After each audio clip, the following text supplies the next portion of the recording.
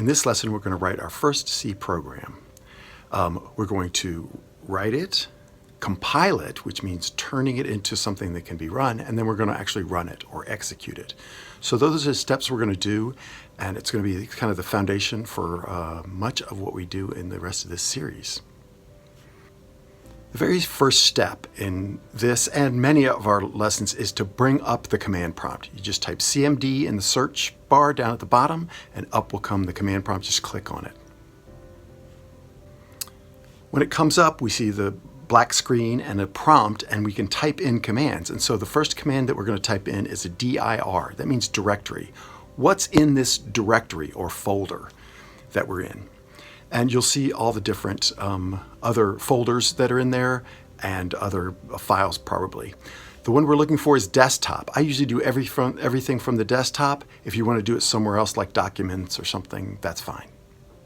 So then the next step is to the cd command, cd space desktop. And you have to use capital D-E, desktop. It's good to keep track of capitalization in this series. And then you'll be in the desktop folder or the desktop directory. One little asterisk here is that some people's desktop is in their OneDrive, and so you might need to go cd space OneDrive and then cd space directory. So just be cautious of that. If you don't see directory from doing dir, but you do see OneDrive, just go to OneDrive first, then desktop. The next command we're going to do is we're going to actually make a directory. mkdir means making directory. And we're going to make a directory called C code. I'm going to store all my C code projects in this folder, this directory C code. So mkdir space, then C code. And then when you look at your desktop, you'll actually see the C code folder show up when you type out that command. And then we cd into C code, cd space C code, and now we're in the C code directory. And the next step is to make a folder for our first program. The program is called the Hello World program, so I'm going to call it Hello, a cd hello. In this series, and just in general, when you make a new program, you should have a folder for that program. Every program should be in its own folder, and it's good practice to have them be the same name or very, very close to the same name. So I make the directory Hello, and I go into the Hello directory. So I'm in the Hello folder, which is in C code, which is on my desktop. In this very first program, we're actually going to have to create an empty file in order to type into it. And so I'm using this command. There's a lot of commands in other operating systems, Linux and Mac, that we use. In this one, it's unique to DOS, which is called the echo command, echo dot, then the greater than symbol, and then space, and then the name of the file you want. The name of the file we want to make is called hello.c. That's going to be our first program. The extension .c is for all C programs. And then if you look in the directory, if you have the file manager up and you look in the folder hello, you'll see that hello.c comes up. It's got 0 bytes in it. It's empty. It doesn't have anything in it, but it exists nonetheless. So then just click on that. And unless you've been programming in some other language, it's gonna say, we don't know what to open this with, and so just make sure that it opens with Notepad++. Choose Notepad++ from inside the program files, and then it'll ask you, do you always want Notepad++ to open up C files? And the answer is yes, I always do that.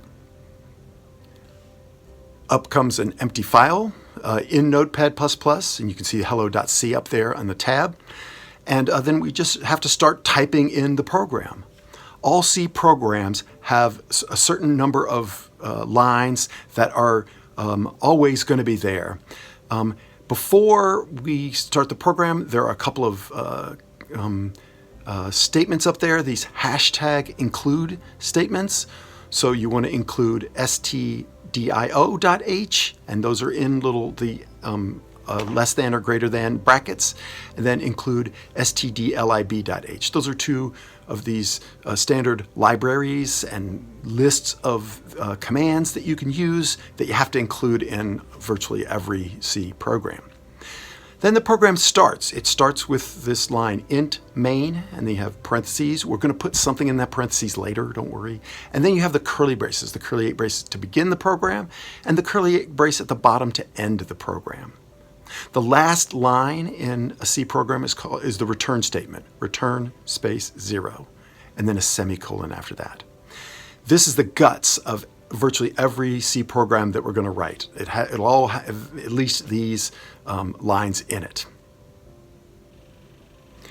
Once you've typed things into a C program, you want to make sure that it's saved, that Notepad++ saves it. So you can go File, Save, but just Control-S does the same thing. So very frequently when I'm typing out a computer program, I always do Control-S to save it, and then you know that it's saved because the little asterisk up there at the top of Notepad++ goes away. So look for, before you go to the next step when you're writing computer programs, make sure you save your program and look to make sure that it's saved by the fact that that asterisk is gone. In this first Hello World program, there really is only one line that's not this overhead, all these overhead lines that I've shown in the past. There's only one line to write, and it is a printf statement. It just means print out to the command prompt environment that you're in, print out a message, and the message is going to be hello world. There's a \n at the end. That just means go to the next line. So \n is one of the many escape sequences or / characters. And so you can go to the Wikipedia page for the escape sequences in C, and it'll give you all the different ones. There's tab, there's a sound you can make, there's all sorts of ones, but the main one that we use most is \n. Okay, now the code is complete, and I'm going to do save one more time to save the complete program, including the printf statement. And we're ready to actually go to the next step. When I do a dir now in my hello folder, I can see hello C, and I can see that it no longer is a 0-byte file. It actually has something in it. The characters and lines that we actually typed into it. With all C programs, you need to run them, right? Before you run them, you have to do something called compiling them.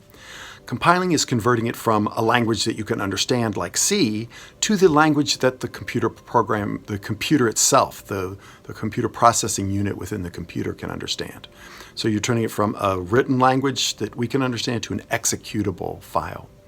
And so the command to do that is GCC, GNU compiler. And you do GCC space, then the name of the input file, then space, then -O. -O means the next thing I'm going to give you is the output name, the name of the output file. And I use the same thing, not .c, I just do hello without the .c. If you do .c, you're going to actually cause trouble and write over your file and have to restart from scratch. So just do hello. So GCC space hello.c space -o space hello. Then, if you want to run it, you just type out the executable, hello. And it runs. It prints out hello world to the screen. This is your first program. You actually took a C program, compiled it into an executable, and ran the executable. And this is what we're going to be doing throughout the series with a lot more complicated programs, obviously.